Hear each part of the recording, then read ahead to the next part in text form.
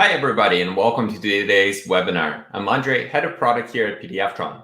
For the next maybe 45 minutes to half an hour, we're going to go through and talk through the best practices when it comes to display of Office documents in a browser, as well as some of the use cases and processes that have to do, again, with MS Office documents, DocX, XOX, and PPTX. Now, throughout this whole webinar, let's try to make it a little bit more conversational. I'm really happy to answer any of your questions in the chat. We're going to have a poll. So grab a drink and let's get situated for a fun hour ahead of us. All right. So now let's take a look at the first question. So Office viewing. And probably you coming and registering for this webinar, at this point, you have Office documents in your application, in your system, in your document management system. And let's just talk through different ways the users are handling the Office viewing today. Now, probably the most common, and you came across a number of applications that have done this, is, we have great experience around image viewing that load directly where we're looking at the application. Then all of a sudden, we have a PDF. And again, PDFs are native to the browser and they can open up in a new tab and we can interact and view the document. But when it comes to Office documents or DocX, for some reason, every time you click on it, it just goes straight to the downloads. Now, it's a bit damaging to the user experience or user engagement with your application. If our goal is to enable great engagement and retention of the users with our application, I'm afraid that just by providing them a download link to the DocX document or PowerPoint or Excel spreadsheet would, push them to go to a different application, and they might not always find their way back to the specific tab or the specific application that they came from. And another kind of gotcha with the kind of letting them download is that not all the users are paying for an MS Office license on their desktop. And sometimes they will use maybe something like LibreOffice. Maybe if they're on Mac, they're going to use a Mac preview. And with the DocX format, it's highly undocumented from a developer perspective. And as such, MS Office is the only kind of the best way to view DocX documents on the desktop. And even within MS Office, if you have MS Office 2013 versus 2016 versus 2020, or the online version of it, the DocX is going to render differently every single time. And that's for a few different reasons. It could be due to the system or OS they're accessing it on, as well as what kind of fonts are available in that particular system. So this way, if we don't have a particular font available in the system because fonts are not embedded inside of a DocX format, then it will just go ahead and pick a different font, the closest font in that font family, and try its best to reflow the content. And what's going to happen there is that your DocX document might look different across different devices, different versions of Microsoft Office, or even differently in LibreOffice and applications like this. So then your users are now no longer on the same page about, what they're viewing, what page it is and on, because things might get shifted between different pages. And another thing is that maybe for most of you, the use case is just simply viewing, but especially if we have to provide kind of feedback or provide a review on that specific document, then what's happening is that by downloading the document, it creates a number of versions that now we have to email around back and forth. And we understand that email is not the most secure way of exchanging documents, especially if they have some kind of sensitive information inside of them. And it's create versioning headaches. And now, we have multiple users trying to provide comments, trying to provide feedback, and it's becoming really cumbersome to do so. And also, there's no way, if you're a larger organization, larger enterprise, your IT department probably has some kind of retention policies on the documents. And if you're just letting the user download docx document down to the browser tab, there's no way to grab it off their desktop after they're done with the document or delete it after X amount of days. So downloading the docx, even the most common kind of way to display a docx documents or PowerPoint or Excel, probably not the best one.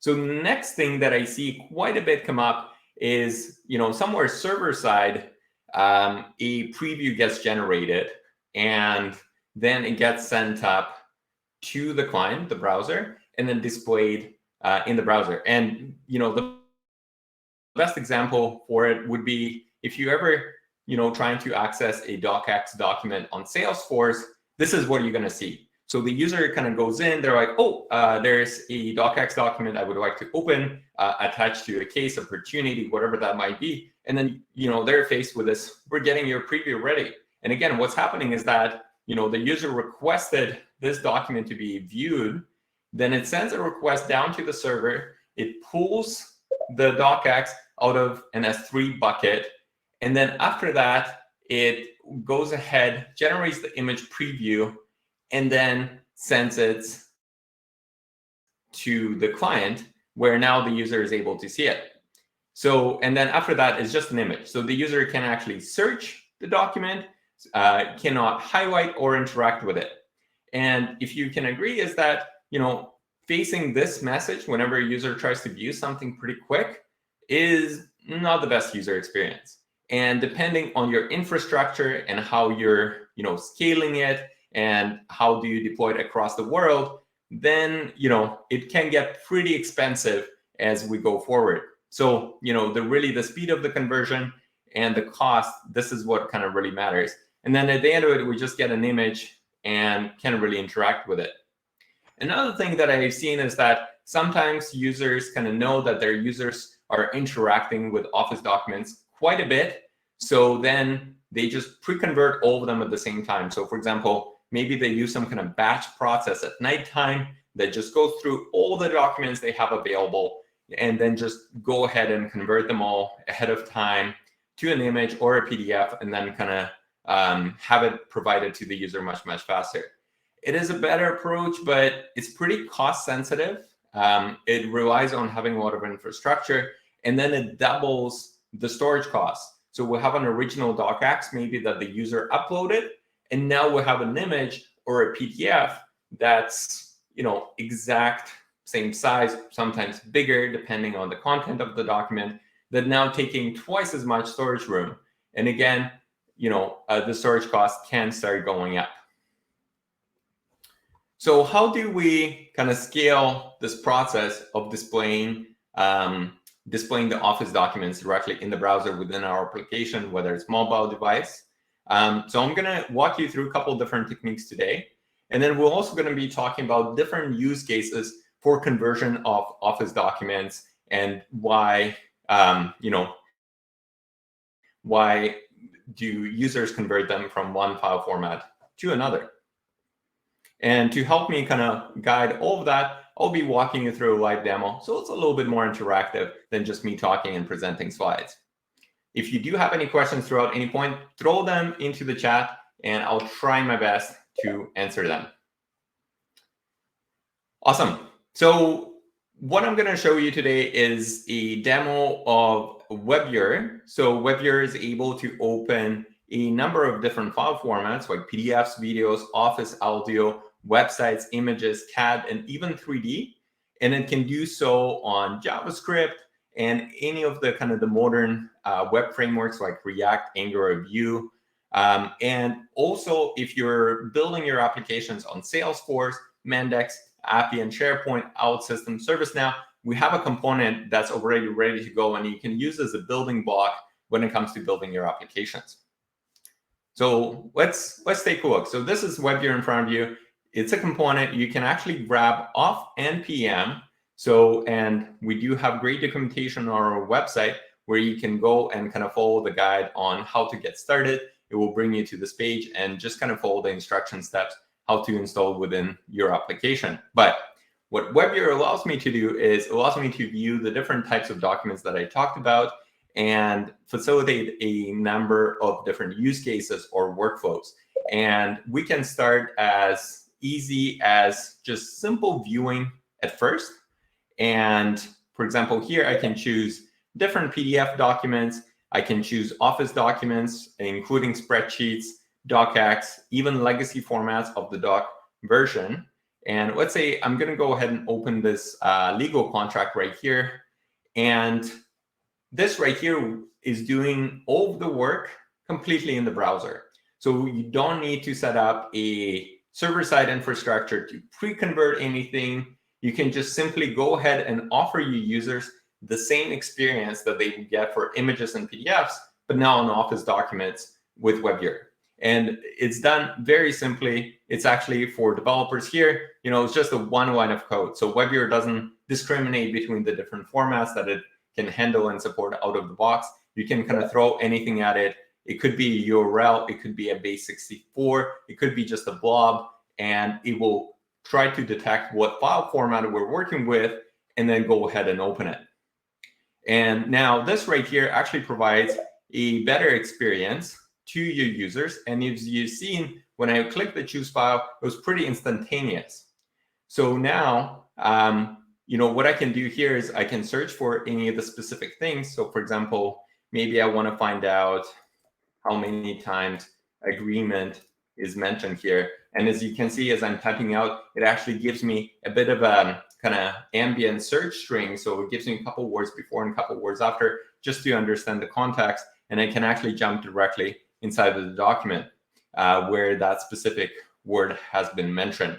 Now, this is already a much better experience than what I'm getting with an image preview. And also what I can do is I can select my own text string.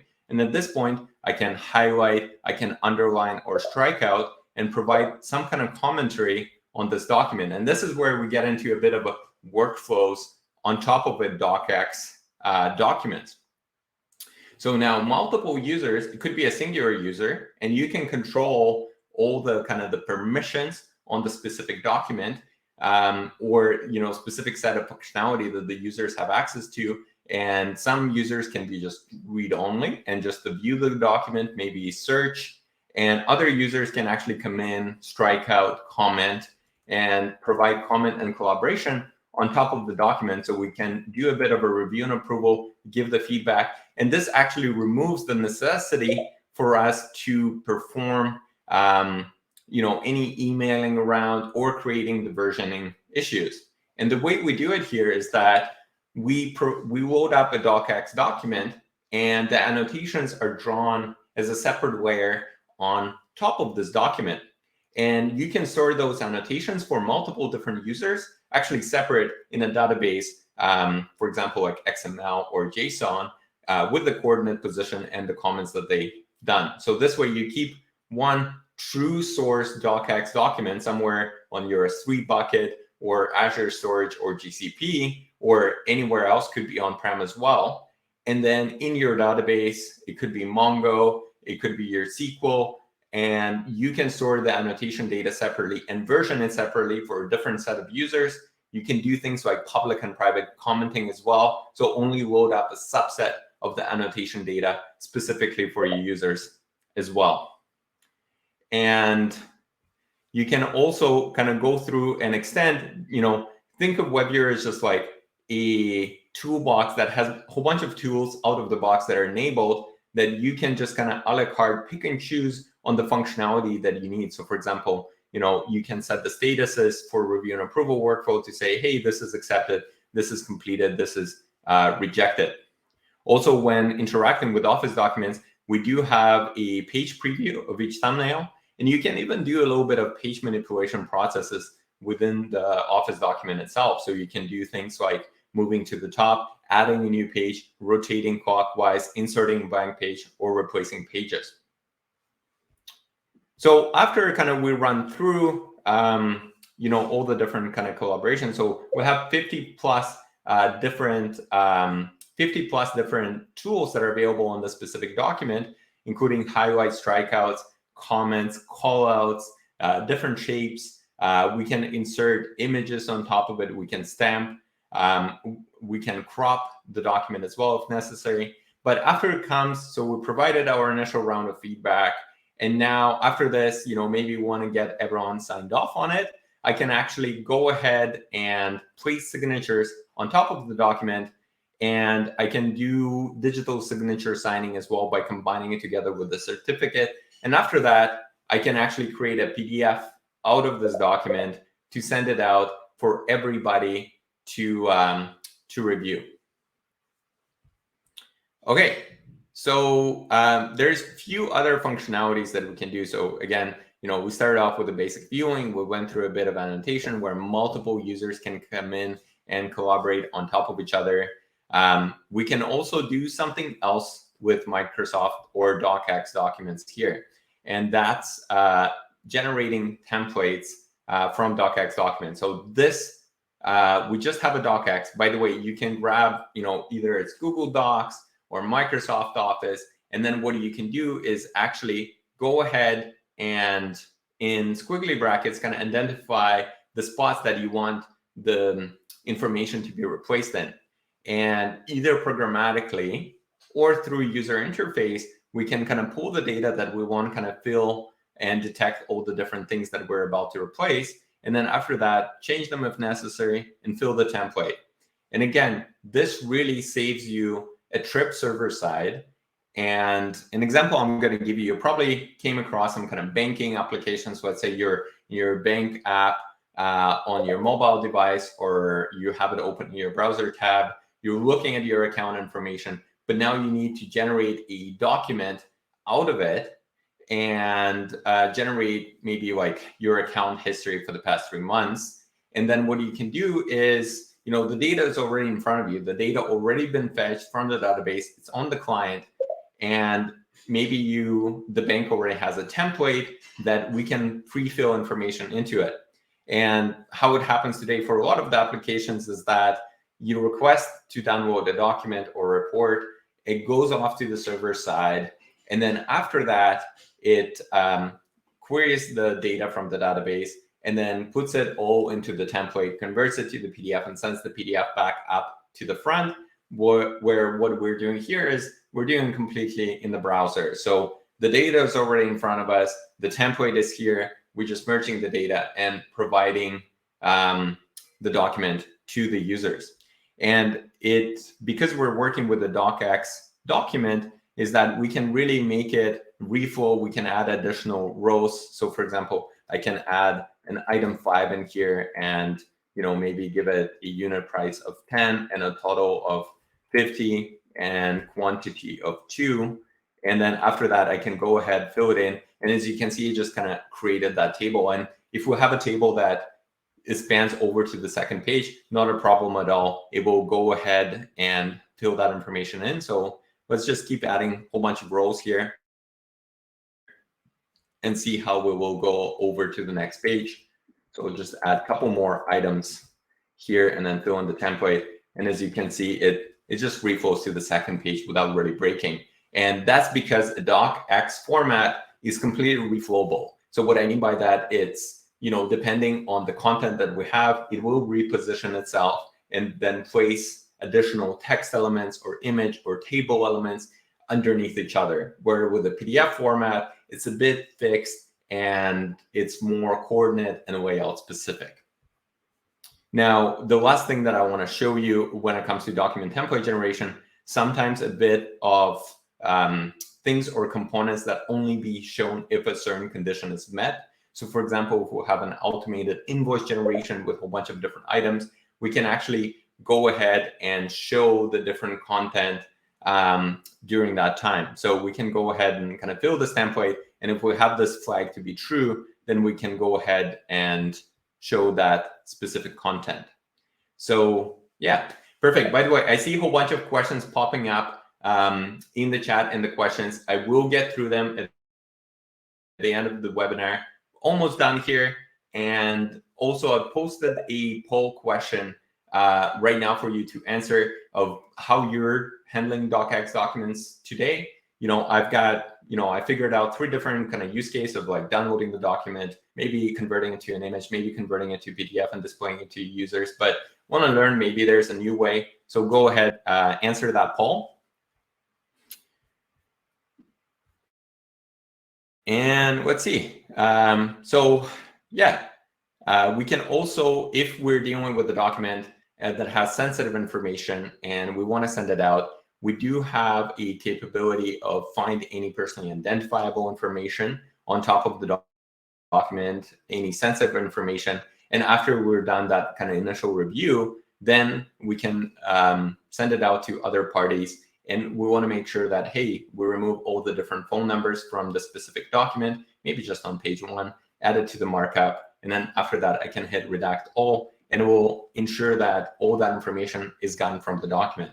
Now, docx format or MS Office format doesn't actually allow redaction, because you can just leave, any strings or text directly when working with the docx document. However, there's still a little bit of concern that sometimes there could be some artifacts that get left behind, or metadata that it could be reverse engineered or brought back in history, where without redaction, what we do is we do take the docx, then convert it to the PDF, then we remove all the information underneath, including from the metadata, and then we produce a PDF that now is completely redacted and there's no sensitive information out there. So if kind of the goal for your life cycle of the document is to go out into public later on, and you want to ensure the look and feel is consistent as well as all the sensitive information is gone, probably the best approach is to generate a PDF out of it at the end of the day.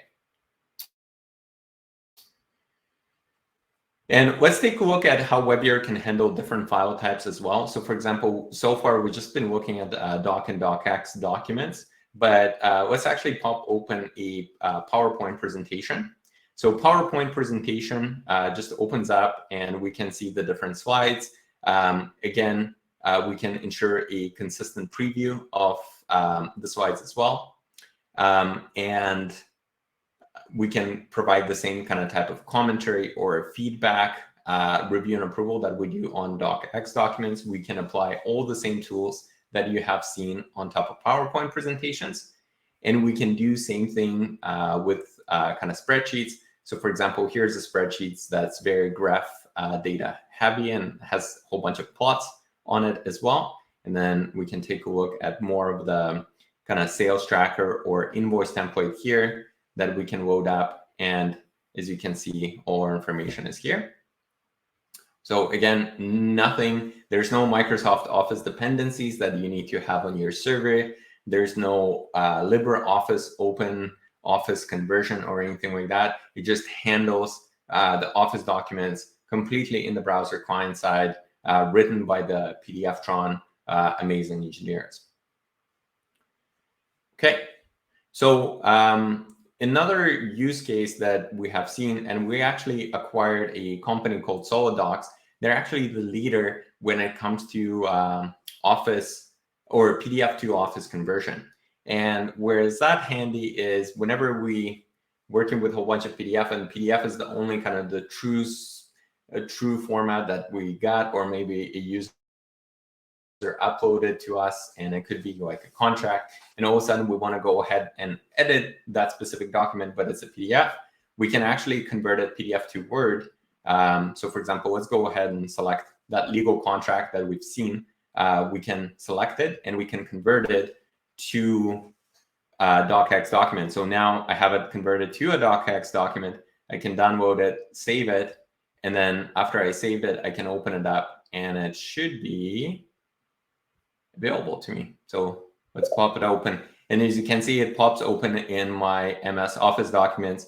And previously it's been a PDF, but now I carried over all the information from it, including PDFTron watermark that I had on the document as well. And now I can kind of jump into editing this specific document. And that functionality is available today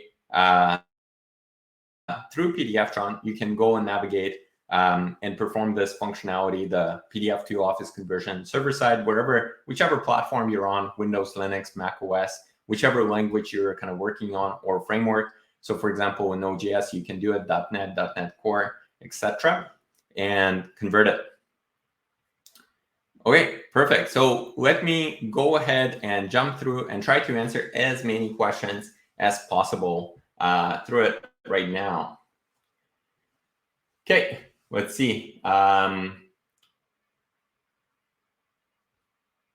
Yeah, perfect. So it's a great question. So if MS Office not available on the server, PDFTron requires PDFNet printer. Does the new version get rid of any of this? That's correct. So WebViewer natively in the browser, it doesn't need any dependencies. It's not going to be using your printer path or COM drivers or anything like that. It's not going to rely on LibreOffice. So if you switch over to kind of the WebViewer component that I just kind of demonstrated here in the demo, you can just load docx, pptx, xlx documents directly, and same thing with the legacy versions as well. And you no longer need to have to maintain that server-side infrastructure maybe that you previously had to.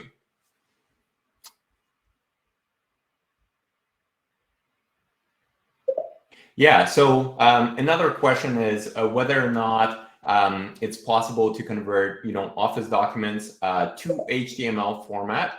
So we do have PDF to HTML conversion, and we have docx to PDF the conversion. So we could try to set up a conversion path from docx documents to the PDF and then PDF to HTML.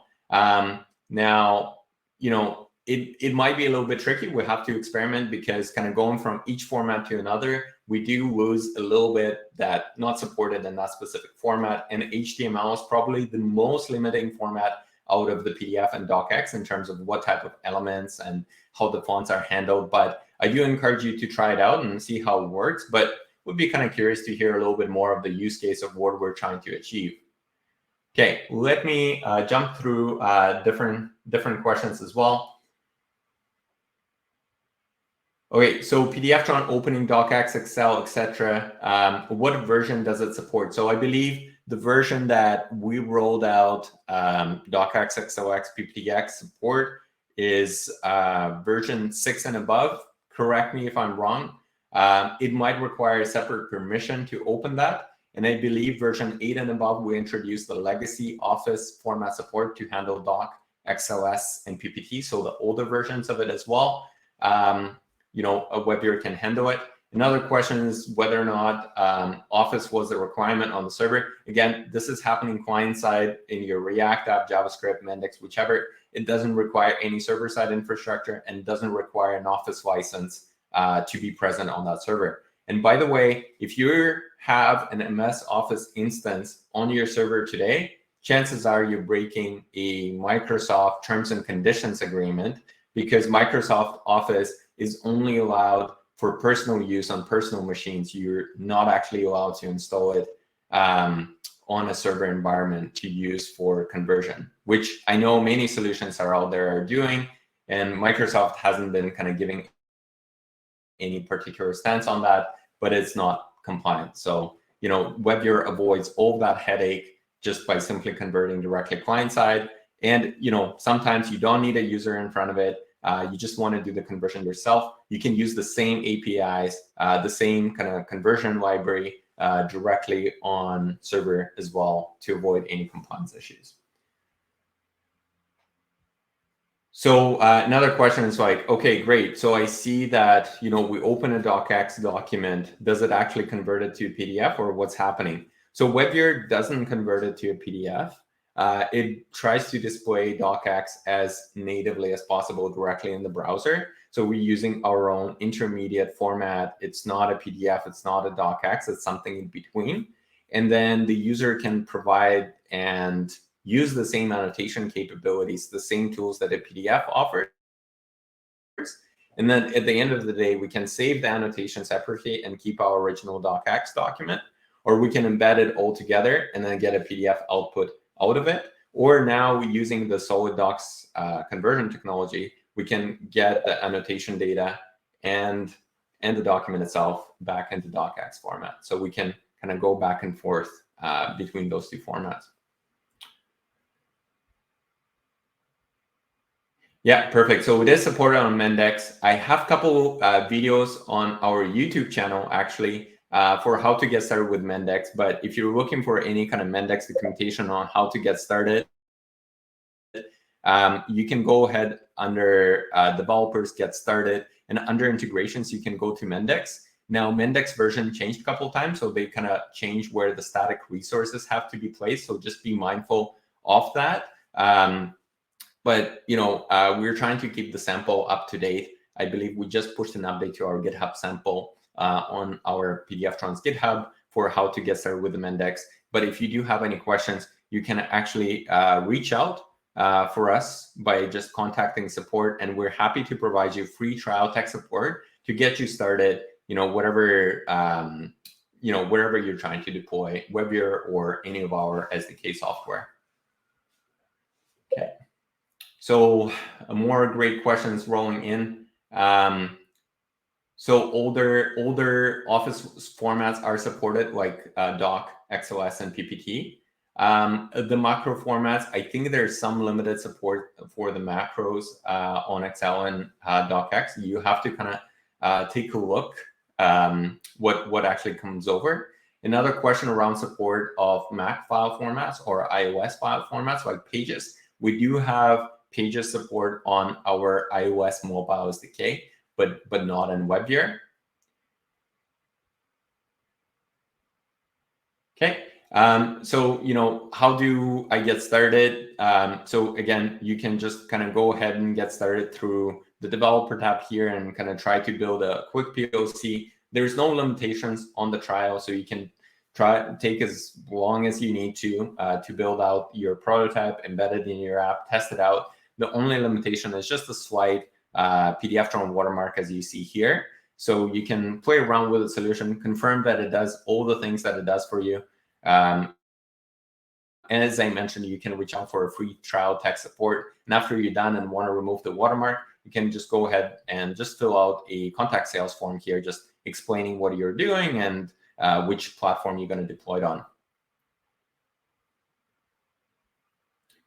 Perfect. I see some of you already kind of done that.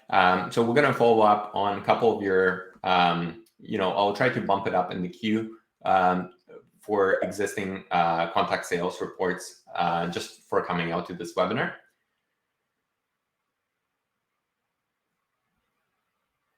Okay. So for existing customers, previously we worked with Zod files. Now for existing customers, it does not convert it to a Zod. If you want to, it has, it can do so, but it does kind of try to display docx as natively as possible. Saving documents on Mendix is possible as well. We do have a guide for that as well.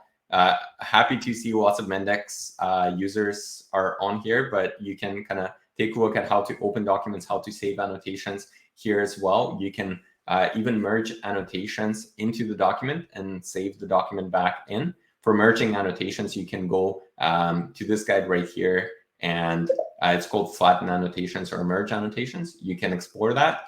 And then for Mendix, you can use either their storage or an S3 bucket or whatever your kind of documents coming from.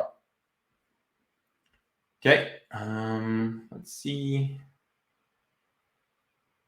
So again, if your WebViewer today displaying everything in Zod, you're probably running an older version of WebViewer. I did write a blog post that you can find on our resources for how to upgrade your WebViewer to the latest.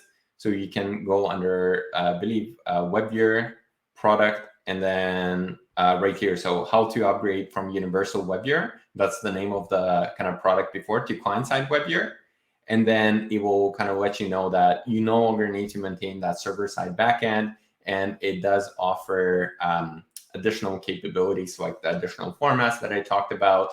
And it also provides you a fast web view of PDFs. So what I mean by that is that think of it as a YouTube video. Instead of the user having to wait for the whole video to load, you can actually just go ahead and start streaming it as it's coming in. So same thing you can do with PDFs, Office documents, etc. Okay, perfect. And a couple more questions coming in. Whether or not we're planning to offer editing on the Word documents in the browser. You will have to stay tuned for that one, come out to the future webinars. For now, though, I do have something in beta for PDF text editing. So on existing PDFs, we can actually open up a document. And let's say here I want to change just the heading, or maybe there's a typo or something. I can type in PDFTron overview, hit apply.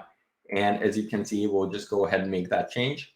Same thing here. I can go ahead and add things like PDF, MS Office, video, images, functionality directly into. And we can even reposition the paragraphs, text elements underneath each other, and we'll do a complete refill of that. Now, this is happening directly on a PDF document.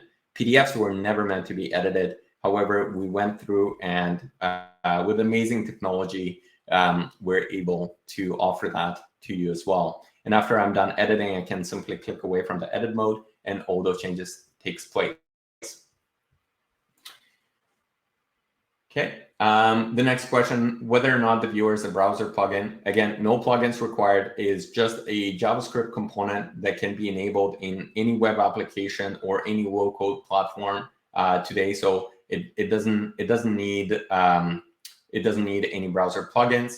It also gets loaded up on your client's machine, so there's no callback home to PDFTron. Everything happened privately as security within their browser, and it does have some static resources that you have to serve, and you'll be serving that from your own infrastructure. So it does get cached by the browser, and you can serve it through a CDN network as well.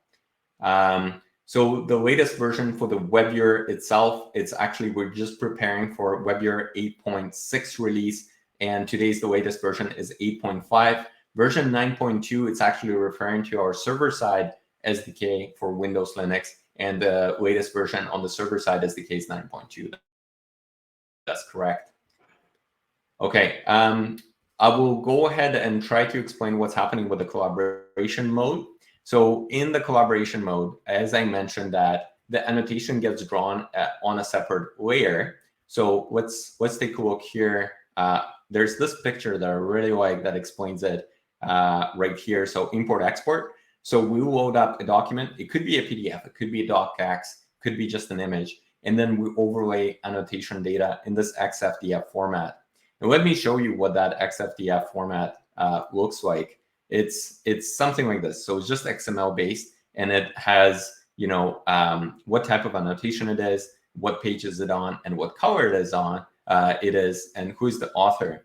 And what we can do is that we have a number of different APIs available for you to just get just the additions. So for example, add this annotation on the specific page, and we can synchronize just this string alone across multiple users. And this way we can ensure very fast refresh and real-time collaboration between multiple users working on the document. So instead of having to send around the whole file back and forth between multiple users and trying to synchronize, all you're synchronizing is that the users loaded up docx once from a whole bunch from the S3 bucket, and then after that they're adding annotations. And every time somebody adds an annotation, you can then synchronize just that annotation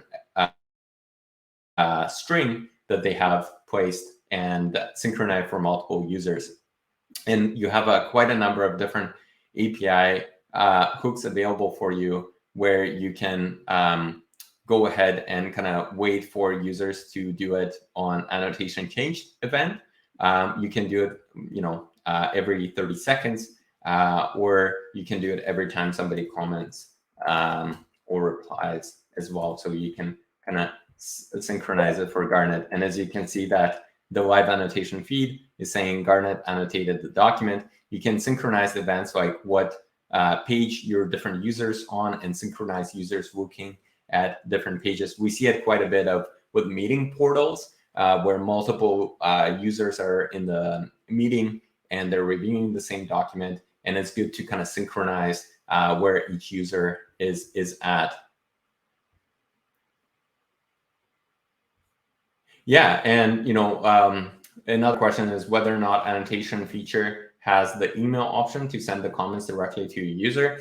Absolutely, you can grab all the comments from the document and send them over. You can also do something like this. Let me show you. So for example, I have a whole bunch of annotations on this document, but add a couple more, and then maybe add some on the next page. You can also generate a PDF after that includes all the comments annotations, and this is how it's going to look like. So for example, I'm just showing the print preview, but it can summarize the annotations that have been placed on the document. You can email those out. You can store them. You can give notifications within your web app around, hey, those are the following annotations that have been added. So yeah, great question. So I just went through all the questions that were in the questions tab. I'm going to pop over to the chat real quick, make sure I haven't missed anything in here. Okay, perfect. So let's take a look. Yeah. Now, yeah, there's a link for the YouTube channel. If you want to see more of videos kind of explaining different use cases, explaining different solutions, or that can help you get started with PDFTron technology, make sure to check out PDFTron SDK or go to pdftron.com and get started. Now, I think I got through all the questions from the questions tab and the chat. I really appreciate everyone's time today on this webinar. And let me know if you have any questions after webinar by reaching out to me. I'll drop in my email right here in the chat so you can follow up with any questions you might have just to continue the conversation. So it's Andre@pdftron.com. Awesome. Well, that's it, folks. I want to give some time back in your busy day. And yeah, have a great upcoming Friday and have a great weekend. Thanks, folks. Really appreciate it.